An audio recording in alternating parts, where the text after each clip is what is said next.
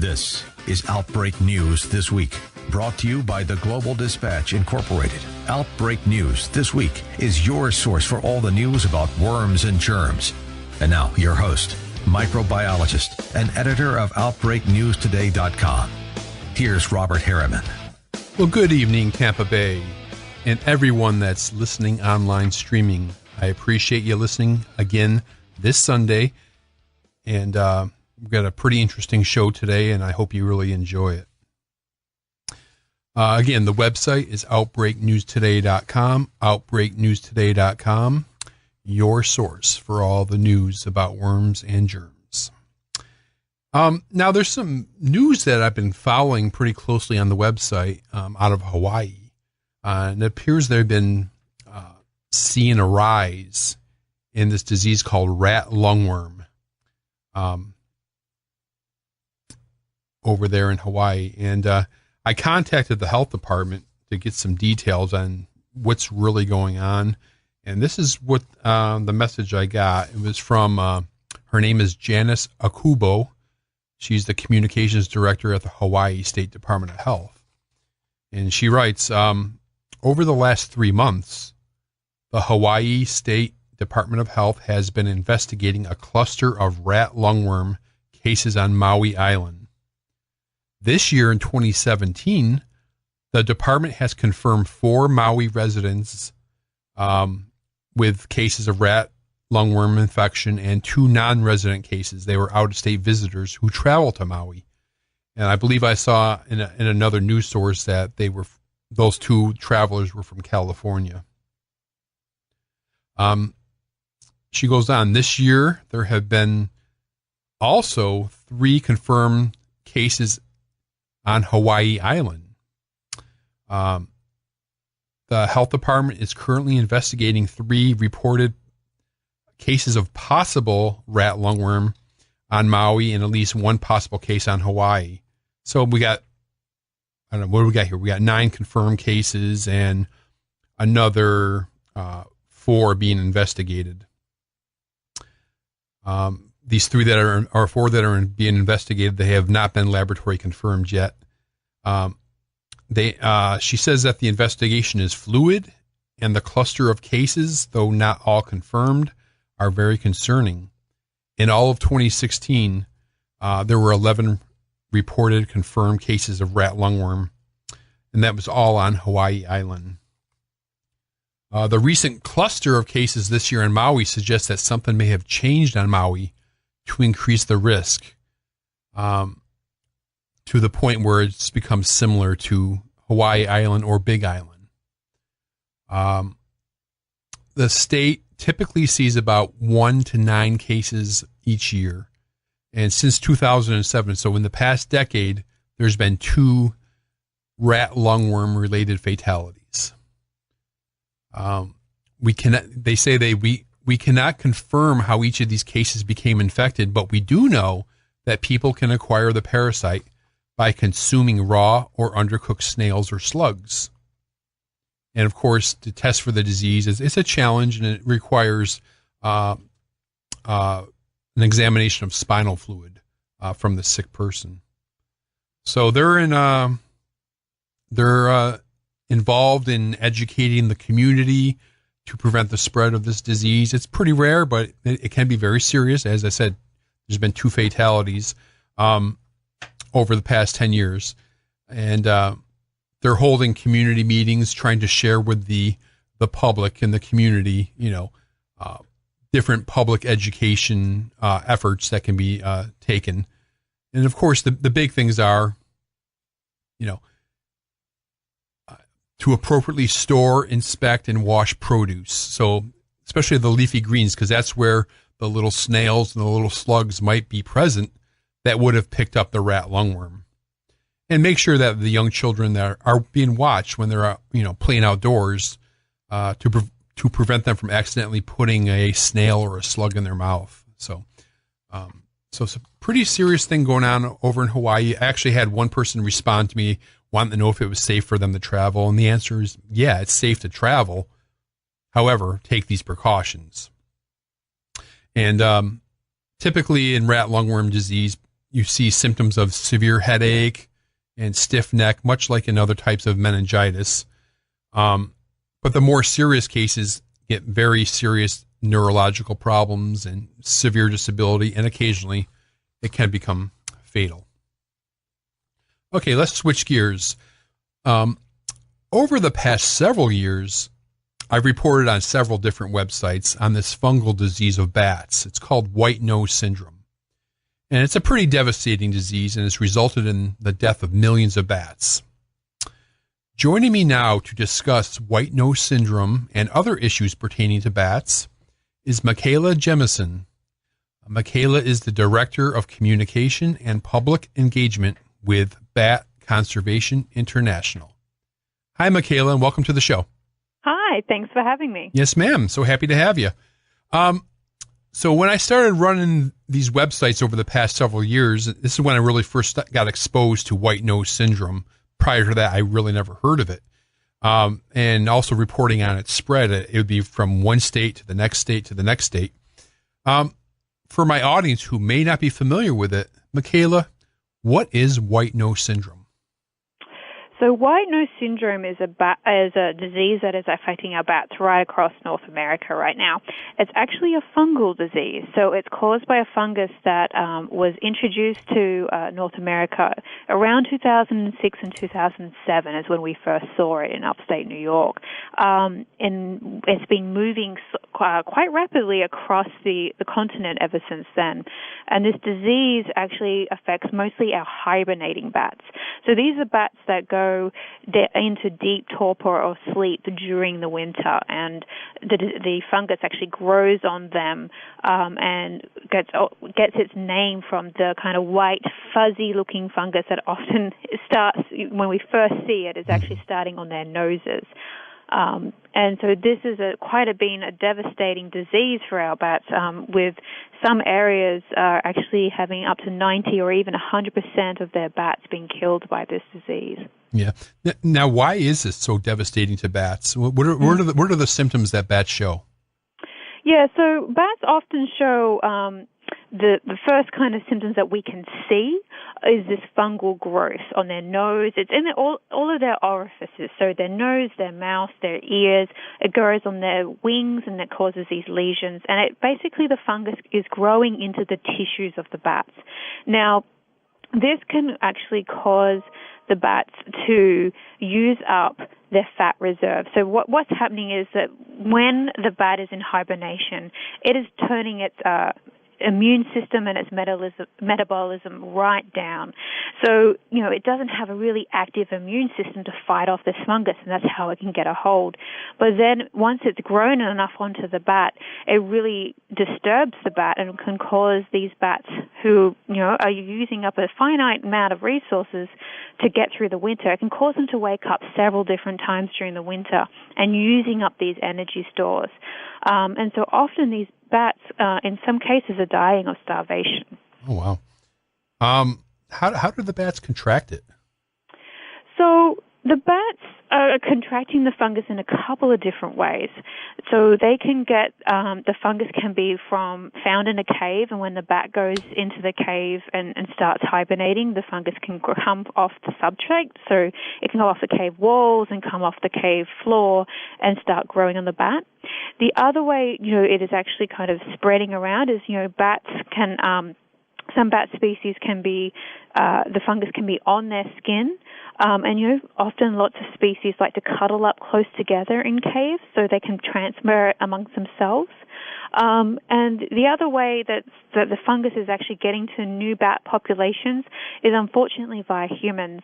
It is this fungus, while it's grows in very particular kind of climates, like dry, cold climates, it is actually quite a robust fungus. So it can survive on the clothes of us humans and be transported around as we visit these places. Yeah. Now, you said that it was first seen in the U.S. in New York about 10 years ago or so. Yeah. How did it arrive there? That's a very good question. I wish we knew the answer. We so one of the things that's key about this fungus is that it's new to our continent, so that's why our bats are really struggling with it right now, because, they haven't evolved with it. They haven't spent a lot of time with it, and it's brand new to them.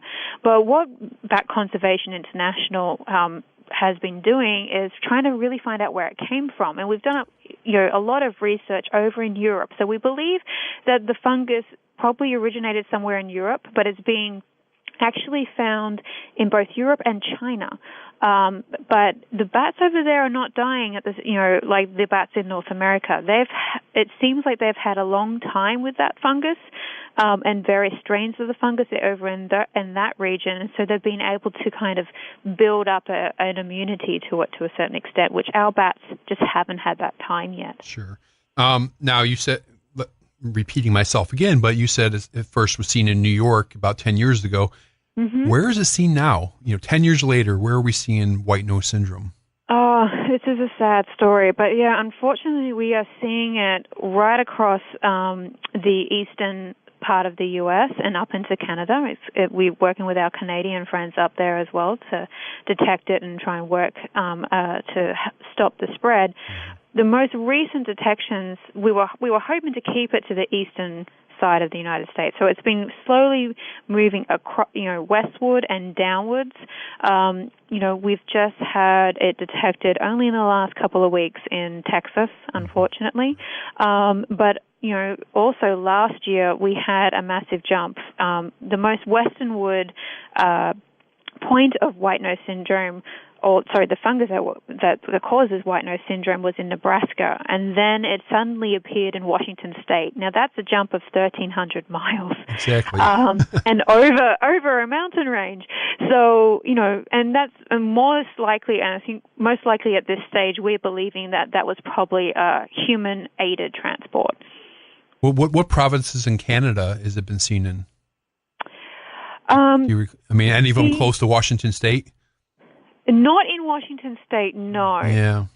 We have 5 Canadian provinces that have white nose syndrome at the moment, but they all are on the eastern side. Gotcha. Now, has it been found in Florida? That's where we're based out of. No. So the fungus, both the fungus and the disease, has not been found in Florida as of yet. Fingers crossed. Yeah.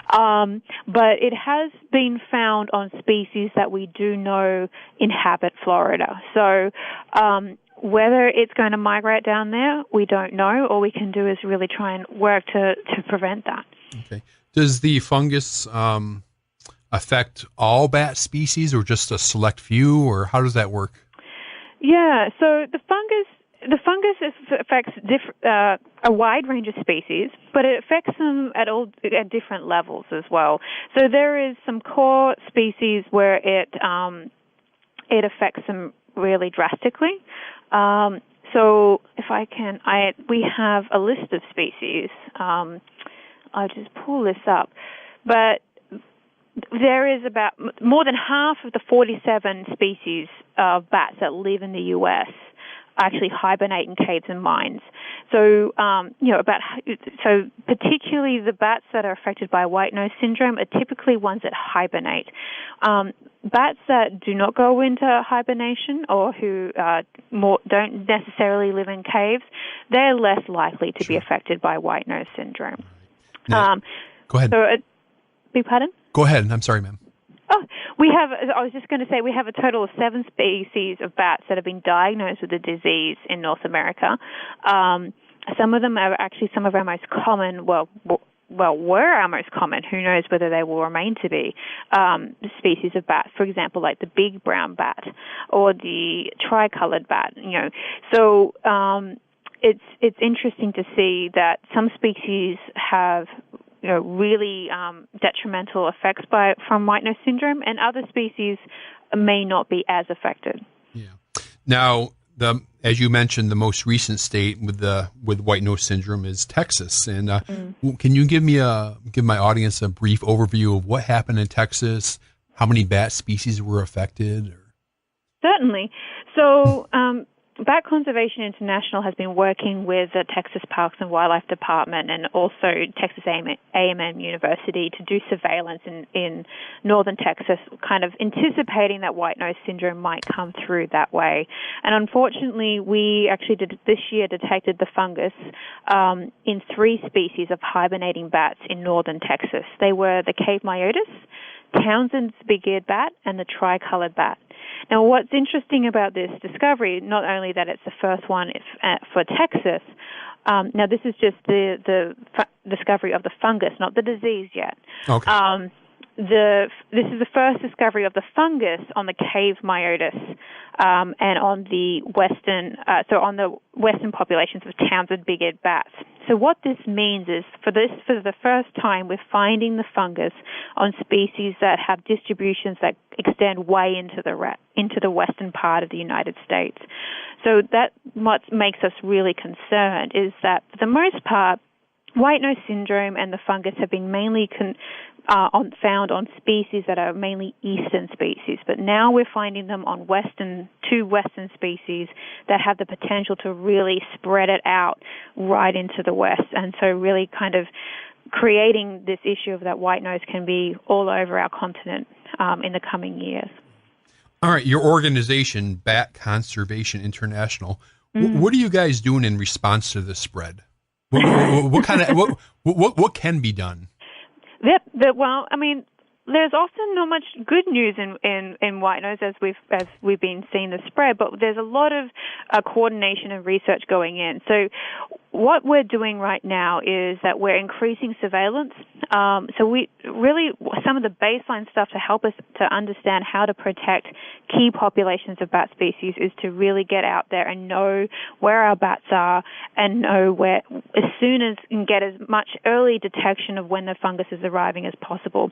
This gives us the ability to try and manage the fungus that's causing this disease before the disease starts occurring, because there's usually a lag time of about 2 to 3 years between when we see the fungus in an area and when we see bats actually starting to have the disease.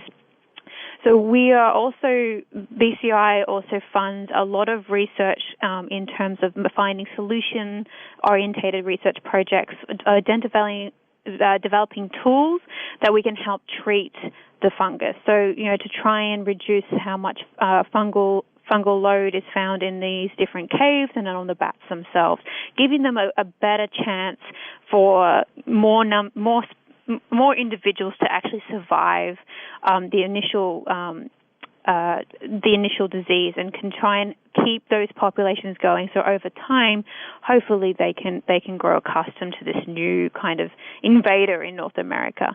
We're also really working with landholders and the caving community to help really protect key bat roosts and really promote decontamination. And this is something that the public can really help us with, is staying out of caves that, if you can stay out of caves that potentially, if you're in an area which has the fungus or white nose syndrome, so we're not accidentally moving the fungus around. But if you are going into caves, there are protocols on how you can wash your clothes and wash all your equipment so that you're making sure you're not carrying the fungus with you.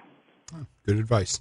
Let's talk about bats in general. And, and I'm one of these people. While some people fear bats, they're obviously very vital to the ecosystem.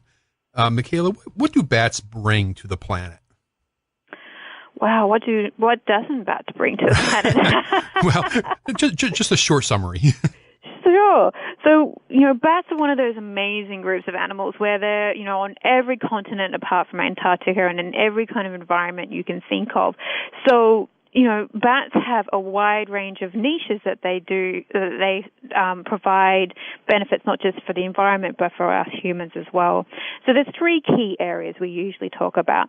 Bats, as many people know in North America, eat a huge range of insects and a huge number of insects, often our agricultural pests as well. So, a lot of our food crops benefit directly because of bats.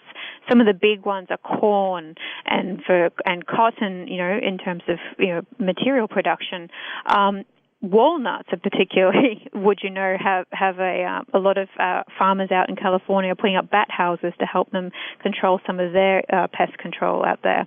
So apart from just from food, bats in our tropical areas, if we're thinking outside North America, play an even more vital role in terms of regeneration of forests.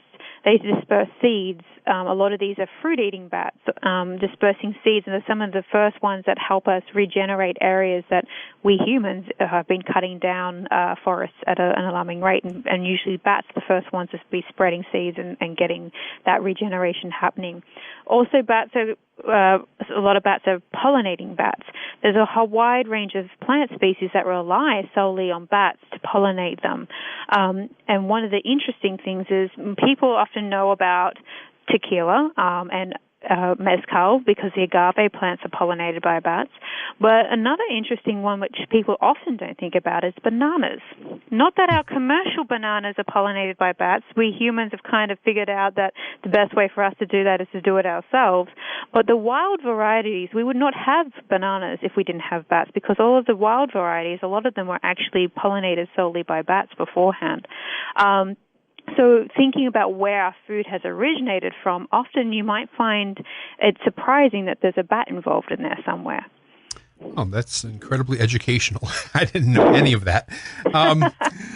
Micaela, I went to your website. I got about only a few minutes left for this interview. Certainly. Bat Conservation International. The website says bat populations are declining around the globe, largely as a result of human activity. So briefly, Micaela, what's happening? So bats around the world often are declining for various things that we humans are doing.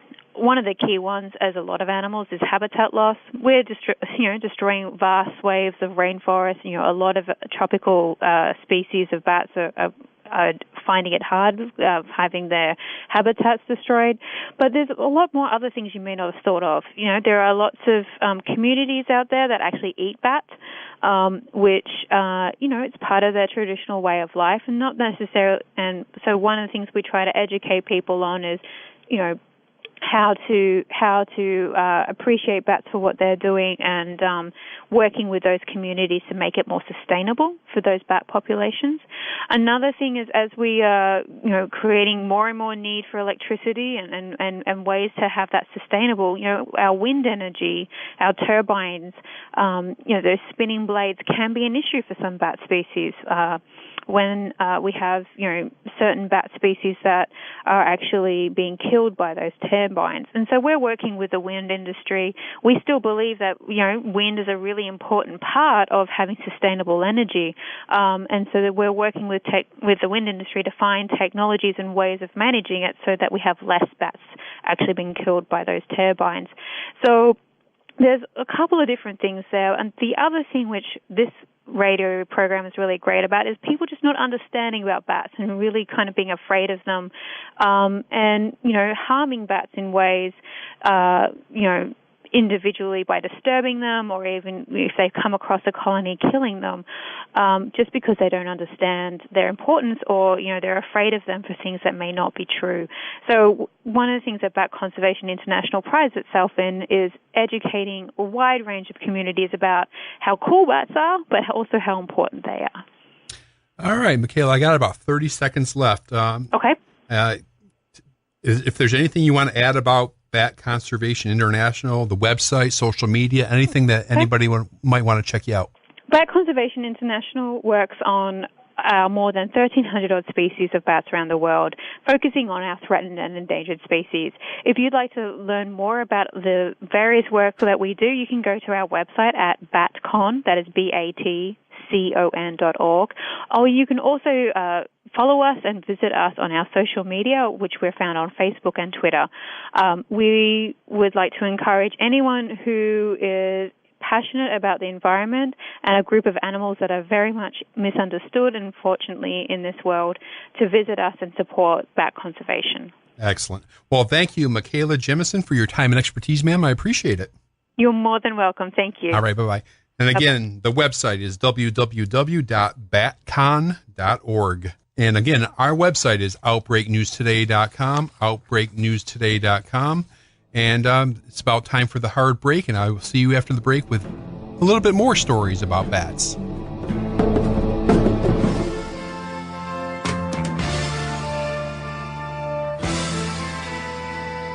Welcome back to Outbreak News This Week, your source for all the news about worms and germs. Here's your host, microbiologist and editor of OutbreakNewsToday.com, Robert Harriman. Well, welcome back to the program. Sort of continuing on our topic for the hour of related to bats, more or less. Last week, we learned of 2 Florida residents who found a bat in the prepackaged Fresh Express salad mix. Now, my next guest wrote this really good article in Forbes, on the website Forbes, about this situation.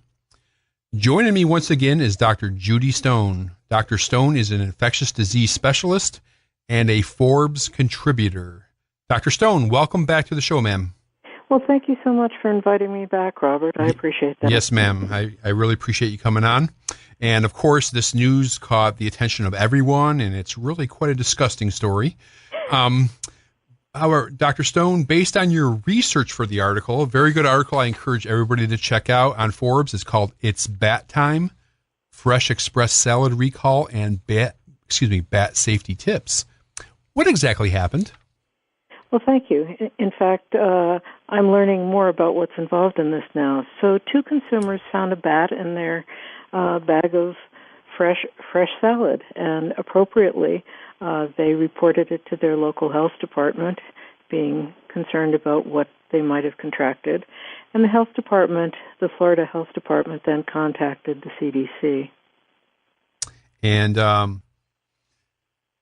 this was serious enough for the CDC to get involved. So what was the CDC's role? So it's interesting how the responsibilities are divvied between different agencies. One of the things is that the CDC is involved in figuring out what makes people sick, and they do the tracking across the country of reports of illnesses and then focus on trying to recognize outbreaks and focus on trying to prevent more illnesses. At this point, there are about 1 in 6 people in the U.S. become sick every year from contaminated foods or beverages, and 3,000 die. So what happens, though, is that, the responsibilities are divvied. So once a concern is identified, the FDA becomes responsible for overseeing the safety of produce, and the USDA is responsible for meat safety. And those 2 agencies then will track where the product came from and where it was distributed to, and work with the CDC on that. Now the 2 Florida residents, they did get, post-exposure prophylaxis. Right. Was that the CDC's decision or the Florida DOH? Do you know? I'm not sure. It was likely the CDC's from what I was able to learn about this. Sure. But I'm not sure. The concern was that the bat was not in a condition to be adequately tested. And so because rabies is fatal, most always, they felt, quote, the abundance of caution was to provide prophylaxis. Right. Now, again, if somebody had just contacted the bat on their skin, that wouldn't have been a recommendation. But because it contacted mucous membranes, that was the driving force. Sure. Now, and from what I understand, and correct me if I'm wrong, the bat was in pretty deteriorated condition. So, right. I mean, in your expert opinion, the risk is pretty low. The risk is very low, yeah. and in fact, the bats that are turned in for testing, only 6% of them are found to be rabid. So it's very low, and the rabies virus dies on exposure to sunlight or sitting around on surfaces. So it's a very low risk. Now, the company Fresh Express, How did they respond? Do you believe they responded satisfactorily? I'm told by the FDA and CDC that they did. Good. I have not yet heard back from the company itself, but the report from the FDA, the press release. The press release from Fresh Express described the incident as extraneous animal matter was allegedly found in a single container. I saw that. Out of an abundance of caution. So, that put me off a little bit, but the CDC was much more graphic in their description and their concern. Now, I imagine some people reading this might be thinking this is the first time you ever see a critter found in food products, but in your article, you say, well, you've seen several other instances over the years. Right. It made for some eye-opening reading.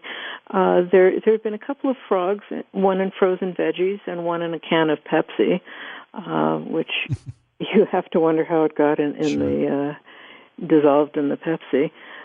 There are some mice, and while it was gross, the kind of the most amusing picture I saw was a mouse baked into a loaf of bread in London. It's incredible. And a deep-fried mouse in a Popeye's order. Yeah. So, but insects are more common. While we're talking, Robert, I wanted to emphasize, yes. though, with Fresh Express and these other food companies, if you look at the volume of food and the millions of pounds of produce that, for example, Fresh Express produces every year, it's so small. Yeah. It's really small, and it's not something that I'm going to lose sleep over. Right. And then the thing I was thinking about too is, I've worked in a variety of different capacities, not just clinical labs, but I worked in pharmaceuticals. I worked in a tissue bank, and working in the food industry is, I would just imagine that there's just that much greater risk because you're taking stuff from out, in the fields and stuff. I don't know. What do you think about that? It's almost impossible to totally police it 100%. It is. And in fact, one of the things I learned from the FDA today is that they actually have a handbook of food defect action levels. Yeah. And small amounts of insect matter and similar things are to be expected in food. Yeah, I've read that before. I think that you're allowed to have X amount of fly wings in peanut butter or whatever. Right, exactly. Yeah. So it's going to happen. So this is particularly sensational, but it's nothing to get overly concerned about. Right. Now, this other story that hopefully you're aware of it, that story out of Chevy Chase, Maryland. Right. More in your part of the world. Right. That this couple found a scorpion. I guess it was a live. Was it a live scorpion? I'm not sure. Yes, it was in prepackaged salad. That wasn't a Fresh Express, though, was it? No, no. But and they reportedly went to the news because the grocery store refused to remove all the product. So one of the things that I learned through reading these outbreaks, or not outbreaks, these incidences, was that how careful the FDA and the CDC have to be to verify a report before a company is vilified. And I have no clue what happened with the scorpion, but I'm just saying in general, they have to go through a lot to prove that it really happened and that something was not a hoax or a copycat. Yeah, that's true. But apparently the woman that opened the package, right? They took a film of it or something, right? And I'm not saying anything about that incident, but that was something that was emphasized when I talked to those two agencies. Yeah, that makes total sense. Do you have any other comments you would like to make about food safety in general in the United States? Sure, thank you. I guess one of my concerns is that food outbreaks have been increasing, and in fact, I learned that they increased from only 51 outbreaks between 2000 and 2004, 220 in the next 10-year period that was looked at.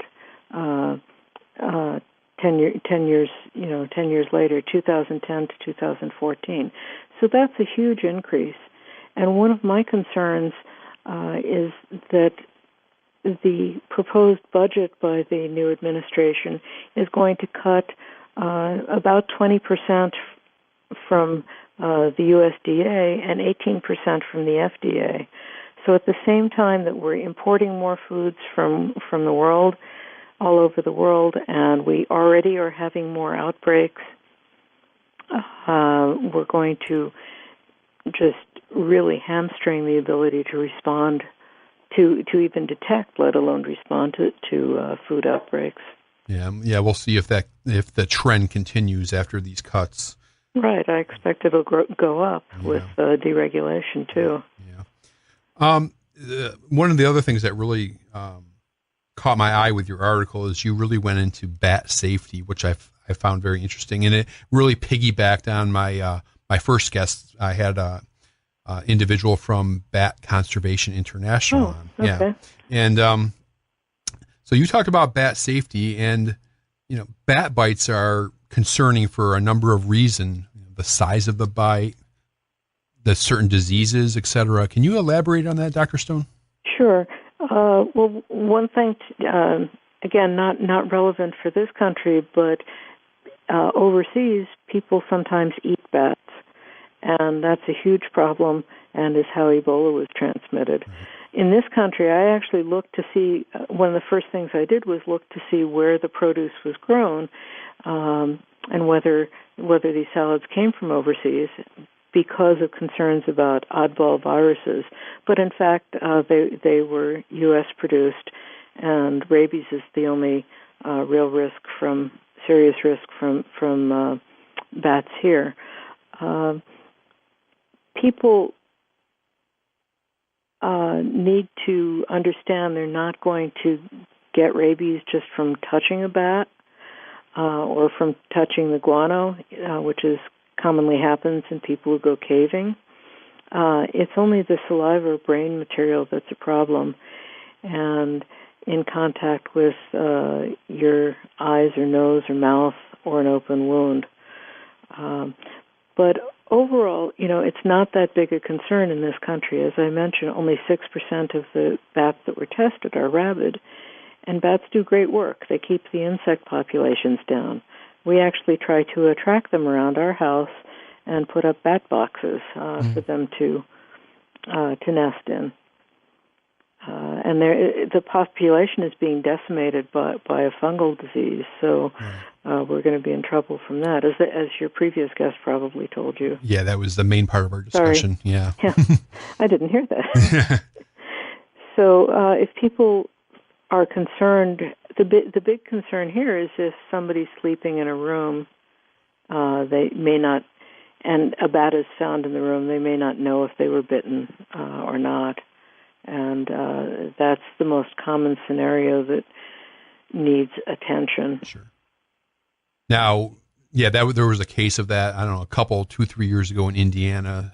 A gentleman got bit while he was sleeping, and the size of the teeth of a bat are just like needles, so you don't even know you got bit.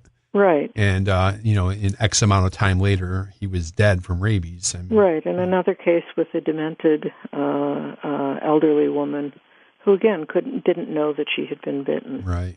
Or kids. So if you find a bat in the room and where somebody was sleeping, you're supposed to try to capture the bat for testing by putting a box over it, not with your bare hands, wearing leather gloves, put a box over the bat and slip something underneath the opening to keep it in the container, and then take it to your friendly health department. Yeah. Now, if someone is bit by a bat, medically, what steps should they take, Dr. Stone? You are supposed to wash the wound out with soap and water. So, frankly, I'm not sure how much good that would do. And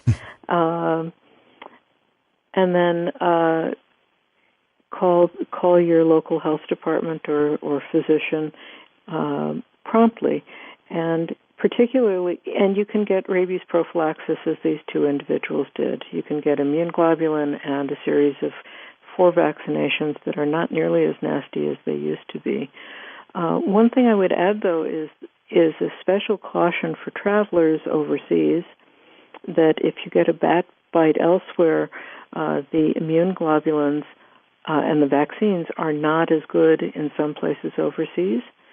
And when I've traveled and studied overseas, we were told any incident, get out of the country and get back to the U.S. pronto. Right. And you do have a little buffer time to get get prophylaxis, 3 or 4 days. Or yes. Yeah. Yes. But not to stay and get treated. Sure. Right. Because you don't know what you're going to get. Right. Yeah. Exactly. Yeah. Because we have good quality control here. Sure.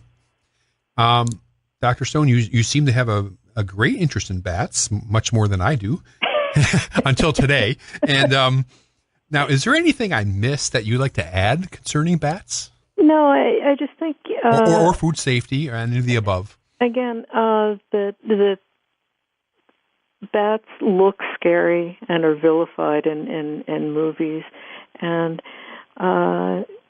they're actually interesting critters. I wouldn't recommend doing this now, but we actually had a pet bat when I was a kid that my dad caught in the house and put in an aquarium, terrarium sort of thing. All right. And we caught Japanese beetles and fed it and watched it, and it was a cute little thing. As I say, don't do that now, but it, as with anything else strange, once you get close and get to know something, it's not as scary. So that's probably why I'm as interested. And I'm very concerned that they're endangered now by habitat destruction and by wind turbines and by this white nose syndrome that's really, really destroying the population in the U.S.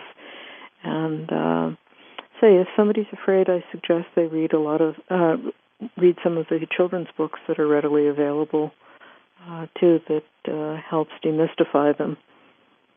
Very good.